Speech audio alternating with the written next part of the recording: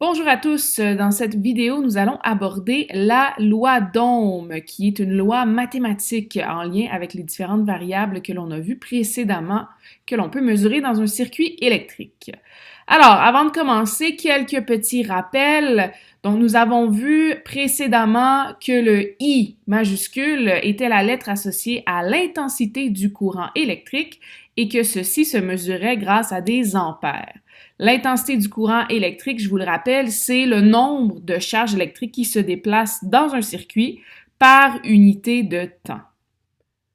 On a aussi vu précédemment la lettre U qui était associée à la tension électrique. Un autre synonyme de ça, c'est différence de potentiel. Et ça se mesure en volts.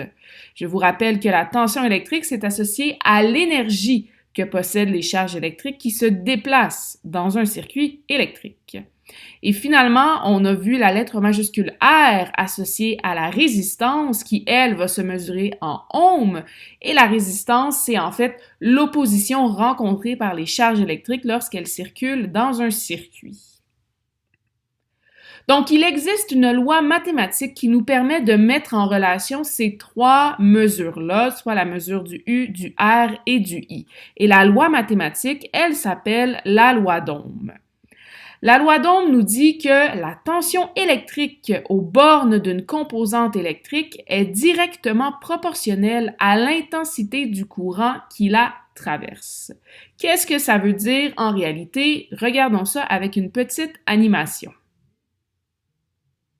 Donc, vous avez ici un circuit électrique dans lequel, j'ai la pile ici, les fils, j'ai mis un résistor ici. À côté du résistor, j'ai placé un ampèremètre pour pouvoir mesurer le courant électrique qui sort, en fait, de la résistance. Et je vais mettre un voltmètre qui va mesurer la tension électrique aux bornes de la résistance. Donc là, on voit ici que j'ai une tension de 9 volts et un courant électrique de 0,9 ampères.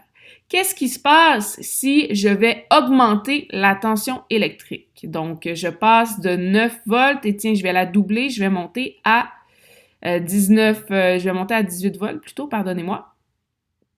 Donc, on voit que sur le voltmètre, j'ai 18 volts qui est affiché et je ne sais pas si vous avez remarqué, mais le courant électrique est passé de 0,9 ampères à 1,8 ampères. Donc, j'ai doublé la tension électrique et qu'est-ce que ça a eu comme conséquence? Ça l'a fait doubler mon courant électrique. Donc, c'est ce que la loi d'Ohm nous dit. Quand on fait augmenter le voltage, le courant électrique va augmenter également.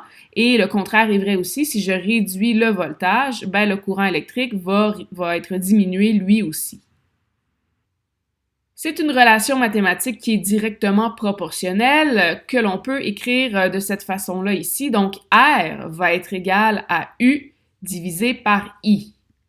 Donc, on peut l'écrire comme ça, ce que je viens de vous dire, R étant la résistance, U étant la tension aux bornes de l'appareil et I étant l'intensité du courant qui traverse l'appareil. Donc, la résistance de cet appareil-là est égale à la tension divisée par l'intensité du courant. Ça, c'est la façon de noter la loi d'Ohm.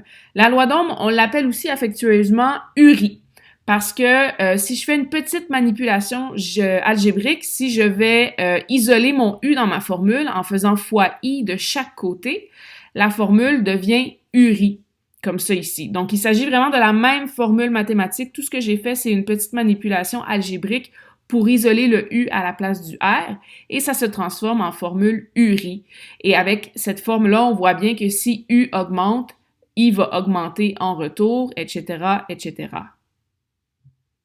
On revient à l'animation où on peut voir la loi d'Ohm en pleine action. Donc, le résistor ici, il y a une certaine résistance en ohms qui lui est associée. Donc, plus la résistance, elle est grande, plus les charges électriques vont avoir de la misère à passer à travers cette composante électrique-là. Et la valeur de la résistance, je peux la calculer en faisant le voltage divisé par l'intensité du courant. Donc, vous voyez ici, ma résistance présentement, elle a une valeur de 10 ohms. Si vous faites sur votre calculatrice 11,50 divisé par 1,15, ça va vous donner 10, qui est justement la valeur de la résistance. Si j'augmente ma résistance, vous allez voir que Tranquillement, les charges électriques ralentissent, donc il y a moins de charges électriques qui circulent par unité de temps et c'est pour ça qu'on a vu le courant électrique qui a baissé, qui a chuté. Donc, si vous faites encore une fois le calcul, la tension divisée par le courant, vous arriveriez à ce moment-là à une valeur de 30 ohms qui est la valeur de notre résistance ici.